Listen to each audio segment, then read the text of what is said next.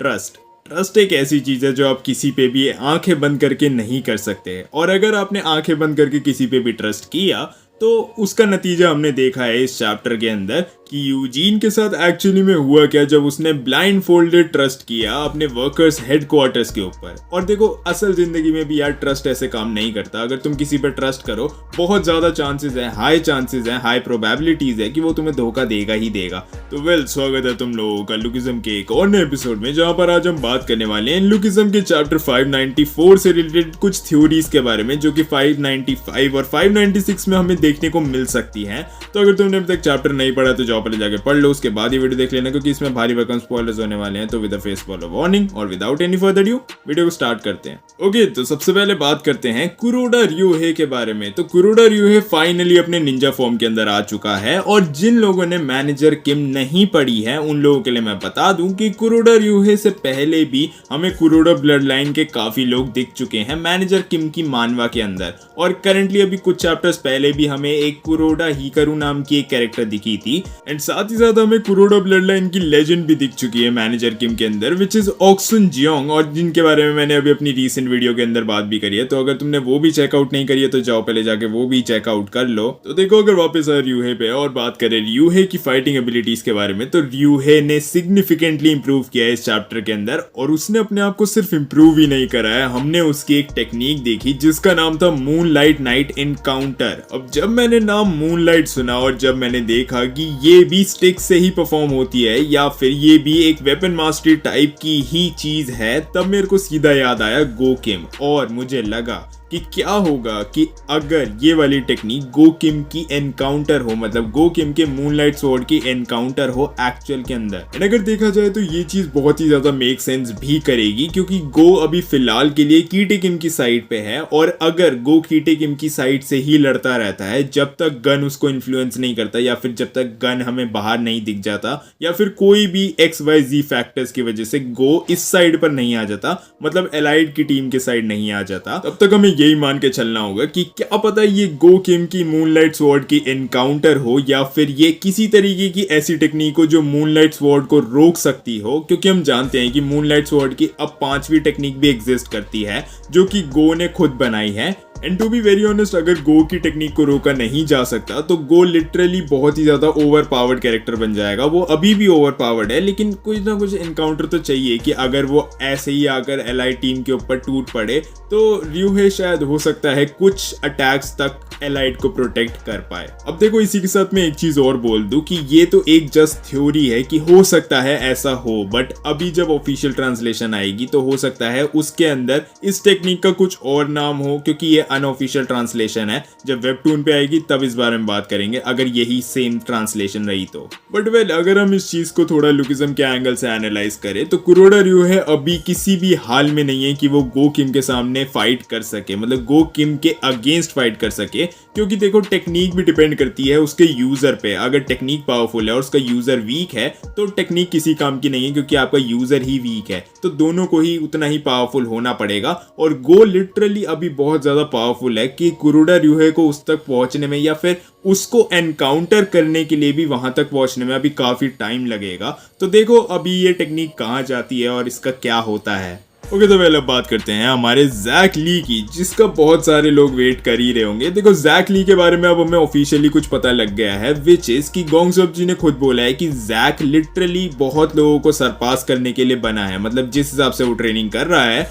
उसको लगता है कि वो उसको भी सरपास कर देगा। और जैक की वो लाइन मुझे याद आ जाती है बुसान के अंदर, जब उसने बोला था कि अगर कोई भी फ्लॉज है आयरन फोर्ट्रेस के अंदर तो मैं उनको सबको हटाकर एक ऐसी टेक्निक बनाऊंगा जिसके अंदर कोई भी फ्लॉ नहीं होंगे, मतलब एक फ्लॉलेस टेक्निक। और सीरियसली अब जबकि ये लोग कीटे से भिड़ने जा ही रहे हैं तो this would be the best opportunity Jack के लिए कि वो इस टेक्निक को रिवील करे, अगर उसने बना ली है तो। और अगर नहीं बनाई है तो फिर तो आई गेस पिछली बार तो कीटे ने छोड़ दिया था ताकि ये मीरा से मिल पाए, लेकिन इस बार ये मीरा को जितना मिस कर रहा था ना, हो नहीं सकता कि ये मीरा तक पहुंच जाए अगर कीटे किंग के साथ ये ऐसे ही फाइट करने चला गया तो। इसके बाद सबसे अनएक्सपेक्टेड ट्विस्ट के बारे में बात करते हैं, जो कि था कि वर्कर्स हेडक्वार्टर जेम्स ली से मिले हुए हैं। जेम्स ली ने उनको भी खरीद लिया है। हमें तो लगा था जेम्स ली की भिड़ंत देखने को मिलेगी, लेकिन जेम्स ली ऑलरेडी उन्हें खरीद के बैठा है। भाई James Lee is like Eugene, तू कहाँ भागेगा, जहां भागेगा वहीं से मारूंगा। But on a serious note यार, इस चैप्टर के अंदर देखो यूजीन का भाई यू सियोंग लिटरली काफी पावरफुल कैरेक्टर था, और अगर वो भी मैंडियोक की तरह निपट जाता है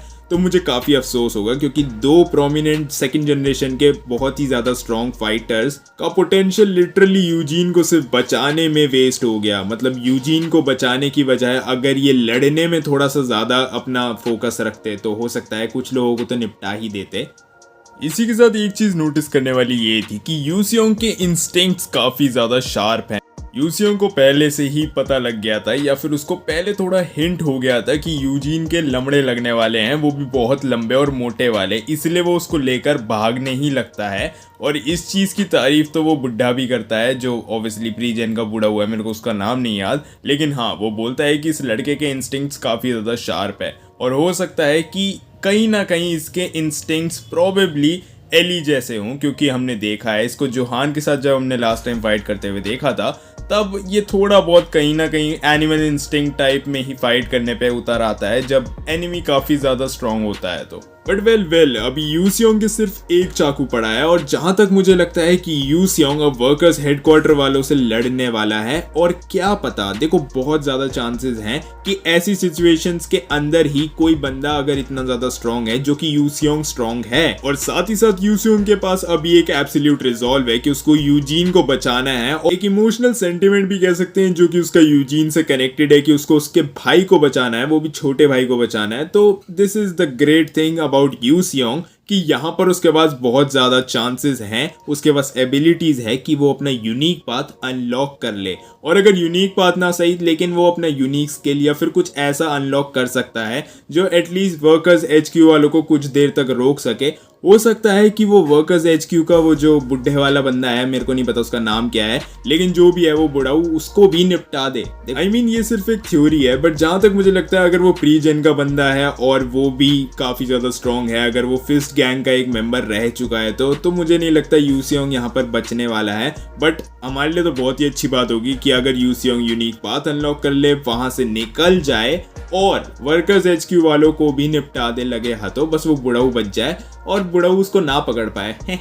बुढ़ाऊ कितना ही भाग लेगा। नहीं भाई, ये प्रीजन वाले बुढ़ाऊ बहुत ही अजीब होते हैं, पता नहीं कौन सी स्पीड से भागते हैं। इनके ऊपर भरोसा मत करो, इनकी एज देख के कि इनकी वाइट दाढ़ी है, वाइट बाल है।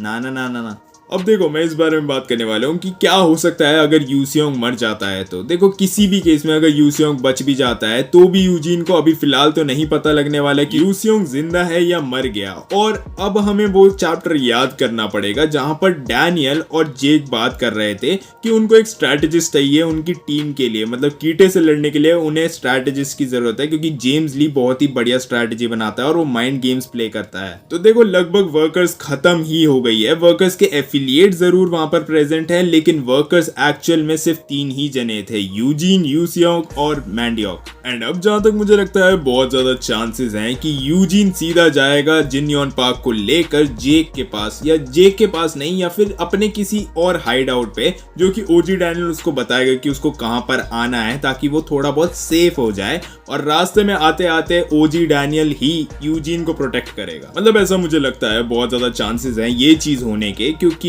देखो अभी फिलहाल जिनयोन पार्क अनकॉन्शियस है, और हम जानते हैं कि जिनयोन पार्क अगर जग भी जाता है तो भी उसके बहुत कम चांसेस है कि वो फाइट करे, क्योंकि कुछ वर्ड्स ट्रिगर होते ही उसका दिमाग फिर जाता है और वो अपने आप को ही मारने लग जाता है। तो फाइट में किसी और को मारने की बजाय खुद को ही मारना, ये थोड़ा सा डिसएडवांटेज है एलाइट टीम के लिए अभी। तो इसलिए मोस्ट प्रोबेबली यूजीन अब काम करेगा एलाइट टीम के लिए एज अ स्ट्रैटेजिस्ट, क्योंकि उसके गन और गो खत्म होने वाले हैं। देखो, अभी तो फिलहाल नहीं पता कि यू सियोंग का क्या होगा, वो तो नेक्स्ट चैप्टर में ही पता चलेगा। और इस चैप्टर के अंदर टॉम ली वगैरह का भी कोई जिक्र नहीं, कीटे किम भी नहीं दिखा। मतलब कुछ तो दिखा देते यार, कीटे किम आ रहा है कि ओ अच्छा जोहान मुझे चैलेंज कर रहा है, इसकी भी वेल अब बात करते हैं हमारे जेम्स ली के बारे में। तो देखो, जेम्स ली तो बहुत ही तगड़ा स्ट्रैटेजिस्ट निकला कि उसने वर्कर्स हेडक्वार्टर वालों को पहले ही खरीद के रखा था, क्योंकि उसने पहले ही अंदाजा लगा लिया था कि यूजीन वहां पर जाएगा और उनसे हेल्प मांगेगा। तो देखो यूजीन जितना प्लान बनाता है ना उससे 10 स्टेप्स अहेड रहता है जेम्स ली, और वो पहले ही उसके प्लान्स के एनकाउंटर तय करके रखता है कि ये यहाँ जाएगा तो इसकी यहाँ से फील्डिंग सेट करनी है, ये वहां पहुंचेगा तो इसकी वहां से फील्डिंग सेट करनी है। बट ये चीज हमें माननी पड़ेगी कि अभी के टाइम पे जेम्स ली और कीटे किम के पास बहुत ज्यादा पावरफुल लोग हैं और बहुत ज्यादा पावर वो लोग होल्ड करते हैं, क्योंकि जेम्स ली लिटरली एक पॉलिटिशियन बन चुका है और कीटे किम कुछ भी कर सकता है क्योंकि उनके हाथ में एक पुलिस का मेंबर भी है, पुलिस हेडक्वार्टर्स का एक मेंबर है जो कि है जे, और वो एक किंग मेकर भी है, तो वो इन्हीं के साथ है, ऑब्वियस सी बात है। तो ये इनके हाथ में पुलिस भी है लिटरली। तो देखो मुझे नहीं पता इस सिचुएशन के अंदर ये लोग क्या करने वाले हैं, मतलब एलाइड टीम वाले इस सिचुएशन के अंदर आके क्या ही कर सकते हैं। मेरे को लास्ट इनकी उम्मीद जो दिख रही है वो दिख रही है गन। मुझे लगता है कि गन अब बाहर आएगा कुछ चैप्टर्स के अंदर, या हो सकता है वो ना भी आए, लेकिन बहुत ज्यादा चांसेस है कि गन बाहर आएगा, क्योंकि जितने भी लोगों को वेडिंग इनविटेशन का कार्ड मिला था वो सारे ही अपीयर हो रहे हैं एक एक करके, और जहां तक मुझे लगता है गन भी हमें दिखाया गया था, वरना अगर बुलाना ही नहीं होता गन को वापस तो फिर उसको दिखा के क्या हाइप लेनी थी। ओ सॉरी, ये तो मैंने सच बोल दिया। ओके, बट जोक्स अपार्ट, देखो जहां तक मुझे लगता है कि गन शायद आ सकता है अगले कुछ चैप्टर्स के अंदर, या फिर अगर ना भी आए तो फिर तो ये भगवान भरोसे हैं कि अगर कोई स्ट्रॉन्ग जना इनको बचाने नहीं आता है फिर तो शायद ओजी डैनियल ही अकेला बच जाता है। और इनकी एक और उम्मीद है कि अगर एसबी डैनियल अपना यूनिक पाथ अनलॉक कर लेता है, या फिर वो अपना मॉन्स्टर वाला शरीर यूआई के अंदर भेज देता है, मैं तो कह रहा हूँ ओजी डैनियल खुद ही मुक्का मार के यूआई के अंदर क्यों नहीं भेज देता है एसबी डैनियल को। बट अगर इन तीन चीजों में से एक भी नहीं हुई तो बहुत ज्यादा पॉसिबिलिटी है कि वर्कर्स का हंट सक्सेसफुल तो जरूर हो जाएगा। वैसे सक्सेसफुल हो ही गया, बस यूजीन ही बच गया और जिन्योन पार्क बच गया, क्योंकि जिन्योन पार्क को एक्चुअली में इन्हें मारना था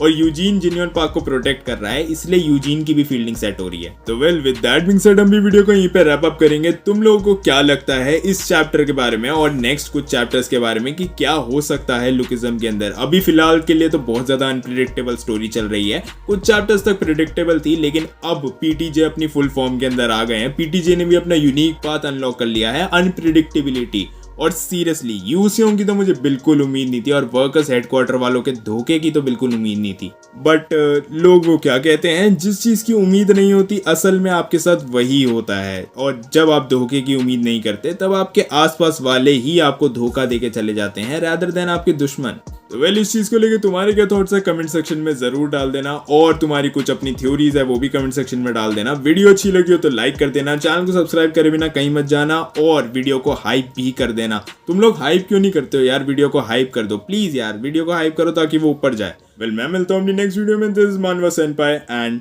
पीस आउट।